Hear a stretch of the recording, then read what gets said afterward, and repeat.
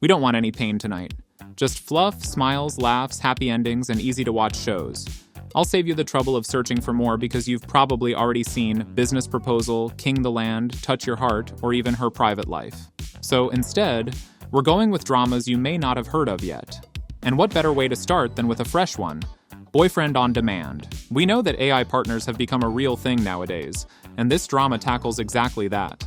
Mireille decides to dive into a virtual reality app where she gets to live out a perfect romantic life, with idealized AI boyfriends becoming her literal happy place. Things get a bit funny when her very real, slightly awkward, and secretly smitten coworker, Park Kyung-nam, finds out about her secret virtual hobby. To win her heart in the real world, Kyung-nam decides his best strategy is to clumsily recreate those same exaggerated webtoon tropes in the office. What follows is a magnificent train wreck of accidental comedy, extreme pouting, and absolute sweetness. You'll love how the entire show is just a soft, funny, colorful sandbox designed to give you butterflies.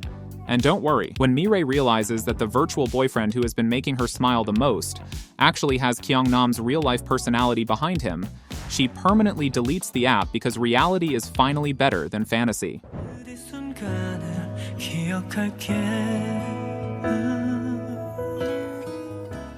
My Sweet Mobster is such an absolute ball of fluff. It was easily one of the most delightful surprises of 2024.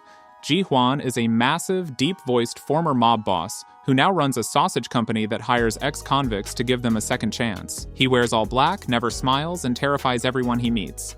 He has also been single his entire life because women run away the second he speaks. Well, fear not, my friend, because Eunha is here to save the day.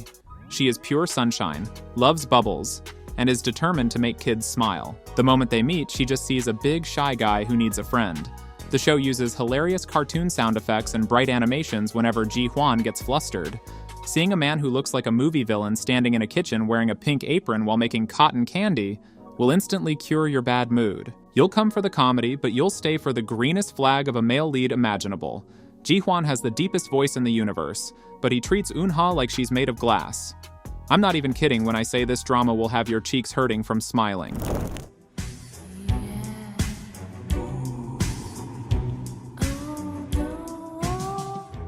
Fast plot, snappy pacing, and smiles come easy in Serendipity's embrace.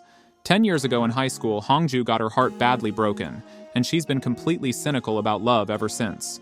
Back then, she used to chase down the school's smartest, coolest guy to deliver love letters. But she was doing it for her shy best friend, not herself. Hu Yang is that exact cool guy, now a brilliant financial planner returning to Korea from America. He looks cold and untouchable to the rest of the world, but here's the catch. He has been secretly, deeply in love with Hongju for 10 whole years. He only ever accepted those high school love letters because they came from her hands. When they accidentally run into each other as adults, he decides he is absolutely not going to lose his second chance. The show constantly jumps back to their chaotic school days. These moments are filled with funny, awkward, and sweet interactions that explain exactly why he fell so hard for her goofy personality. Chae Jong-hyop has one of the most famous, soul-melting smiles in the industry. The way he looks at her like she's the only person in the room will make you giggle like a schoolgirl. And the fact that Hu Yang doesn't waste any time playing games, he bluntly tells her he likes her almost immediately, forcing her to realize that she was never invisible to him. That is the cherry on top.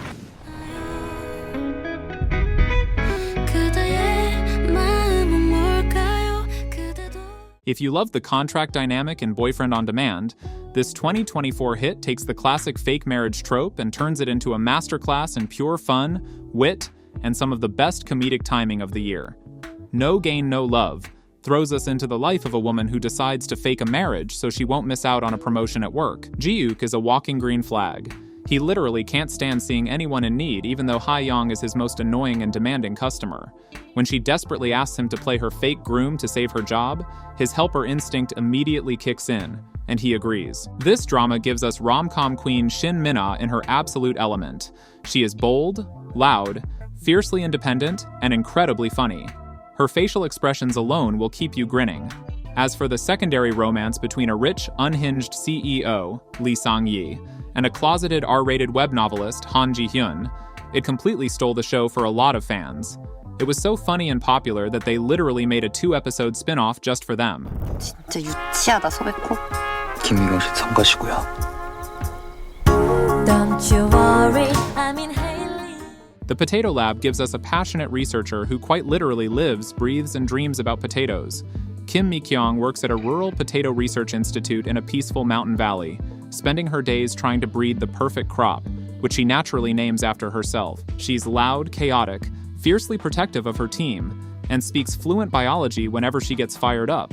So Baek-ho is a sharply dressed, cold-as-ice corporate director sent from a massive Seoul conglomerate to oversee a company merger, which basically means he's there to downsize and potentially shut down her beloved lab. He's an absolute perfectionist with zero social life, a rigid adherence to rules, and the nickname Tin Man.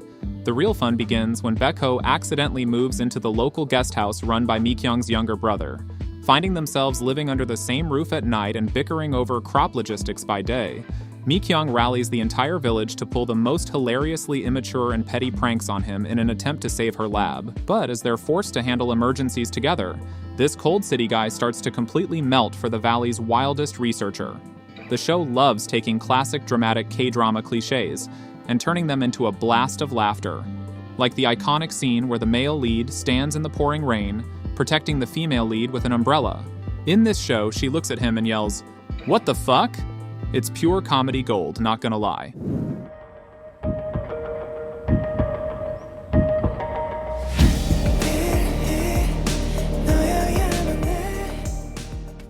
Would You Marry Me gives us Yu Marie, a woman with the worst luck imaginable. Her fiancé cheats on her right before the wedding, and she gets scammed out of her home. Just when she's hitting rock bottom, she wins a luxury townhouse in a department store contest. But there's a catch.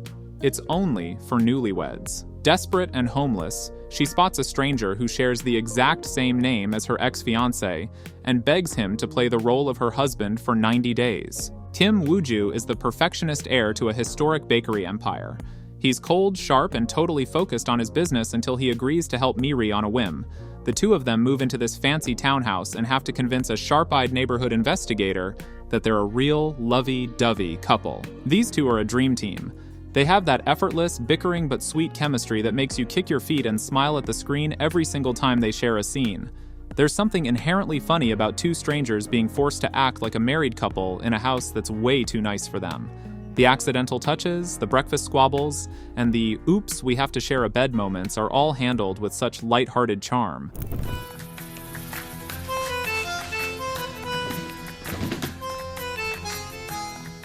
This one belongs on the list purely because of its incredible reversal of power dynamics and its goofy, light-hearted office antics. It takes the classic cold boss, spunky assistant setup and spins it into something delightfully cozy. Jugglers centers on a legendary, hyper-efficient assistant who gives 110% to her job, only to get wrongfully blamed for a scandal involving her awful ex-boss and unfairly cast aside. Desperate to get back on her feet, she gets assigned to a brand new superior at YB Ad. Enter Nam Chi-won, the newly appointed managing director of the video division. The landlord? None other than Yoon Yi. Suddenly, by day, she is the unyielding boss holding all the cards at the office. But by night, she is the landlord who rules the house. Watching Yoon Yi use her home court advantage to subtly get back at Chi-won for being a jerk at work is incredibly satisfying and funny. And you should definitely know that the show breaks the dreaded lips-to-mannequin K-drama kiss curse. Once the leads actually get together, the chemistry drops the awkwardness and becomes genuinely sweet and affectionate. 우리도 가자. To.Jenny is a musical drama that feels like a cozy indie movie. I know just 2 episodes may not seem like enough time to develop the best characters or tell the greatest story, but this one is one hell of a laugh. It follows Park Jung-min, a deeply talented but fiercely insecure singer-songwriter who works part-time at his uncle's convenience store. Jung-min has one massive hurdle. He suffers from crippling stage fright ever since his voice comically cracked during a high school performance. That performance was meant to impress his ultimate high school crush, Kwon Na-ra. Cut to 10 years later, and Na-ra casually walks into his convenience store. Na-ra actually managed to debut in a K-pop girl group called Coco, but they completely flopped, leaving her contract in limbo and her career on the verge of fading away.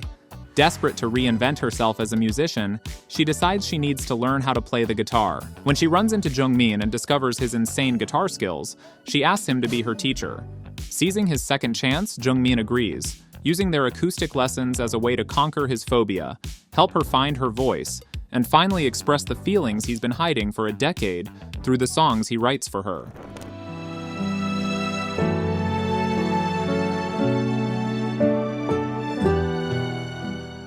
We're tossing it back to 2015 for a web drama that is the definition of a fast, addictive watch. High-End Crush gives us Choi Se-hoon, a brilliant, mega-rich CEO of an entertainment agency who thinks he is God's gift to humanity. He is narcissistic, easily irritated, and treats everyone like they are beneath him. He prides himself on his ability to spot a star from a mile away and turn anyone into a top celebrity. Yi-ryung, on the other hand, is a sweet, completely content country girl who lives in isolation in a small cabin on a mountain, practicing traditional values. She has zero interest in money, fame, or the modern entertainment industry. When Yi-ryung accidentally wanders into Se-hoon's world while helping an idol group, Se-hoon spots her and immediately wants to sign her to his agency. But when she completely rejects his offer and walks away, his fragile ego shatters.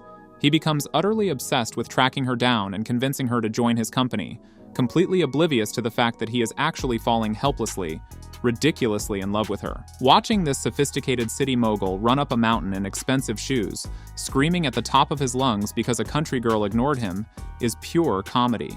The sweet thing about this drama is that there are no major subplots. It's fast, short, and easy to binge. You can watch the entire thing in a single evening, making it the perfect quick hit of dopamine.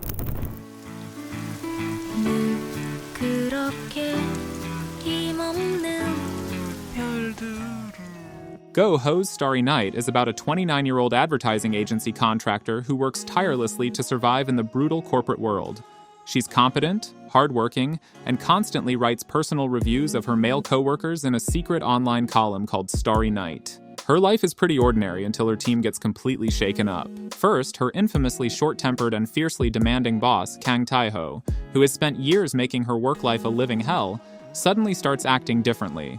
Then, her ex-boyfriend, Hwang Ji-hoon, who brutally dumped her after 3 years, joins the company as her new direct manager. Within days, Go-ho finds herself in a ridiculous situation where 5 different men in her office, ranging from the grumpy director to the flirty younger co-worker, are suddenly trying to court her. Kim Young-dae and Chae Jong-hyop are great, but Kim Young-kwang in this show is the absolute king of the grumpy but secretly soft boss. The way he smiles whenever she isn't looking is weaponized fluff. This should be your go-to drama whenever you're feeling down. It's short, it's hilarious, and Yuri is incredibly charming and relatable. Plus, having 5 hot guys chasing her is just great television.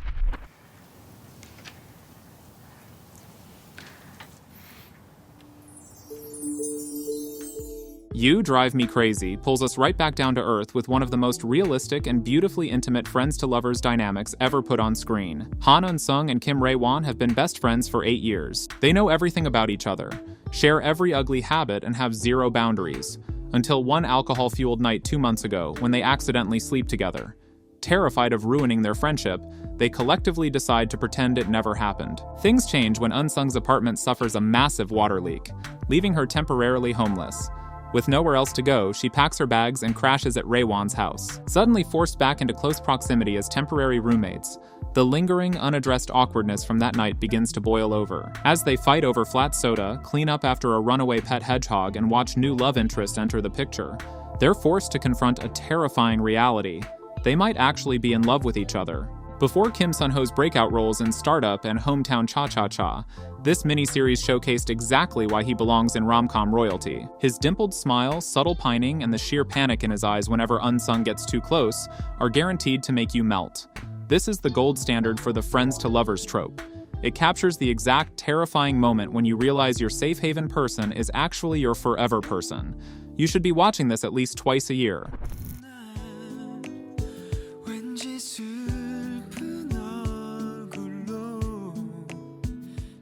We're taking it back to 2016 for a modern classic that took one of the oldest, most overused tropes in television history and turned it into a masterclass in romantic chemistry. 1% of Something is about Lee Jae-in, a brilliant, brutally efficient, and incredibly hot-tempered third-generation millionaire hotelier. He has zero manners, a massive ego, and absolutely no interest in love. His wealthy grandfather, tired of Jae-in's arrogant attitude, decides to teach him a lesson by changing his entire will. The new rule? Jae-in will lose his multi-million-dollar inheritance unless he marries a random, completely ordinary elementary school teacher. That teacher is Kim Do-hyun, a fiercely independent, warm-hearted woman who has no idea that she recently saved the grandfather's life while he was disguised as a poor man. Do-hyun has zero interest in chaotic rich guys, and Jae-in thinks she's a scheming gold digger. To compromise and satisfy the grandfather, they sign a strict contract to date for exactly 6 months. Watching this arrogant, bossy corporate shark completely lose control of his schedule, his temper, and his heart, because a primary school teacher refuses to tolerate his nonsense, is an absolute joy. Ha Sok-jin and Jeon So-min have what many fans call weapons-grade chemistry. Their skinship, banter, and the way they look at each other feel so natural and unscripted that you'll find yourself blushing. And the heroine isn't a weak, weepy K-drama lead either. She matches Jae-in's sharp attitude blow for blow, calling him out on his rudeness and setting strict boundaries that send his spoiled brain into a total tailspin. The show strips away all the boring, long-winded corporate scheming and evil family plotting that usually ruin rich guy dramas. Instead, it focuses almost entirely on the main couple bickering, going on dates, and accidentally falling madly in love. And with that, we've reached the end of the video. You can check out our Green Flag K-drama list next, filled with healthy, lovable shows to add to your watch list. I'll see you there.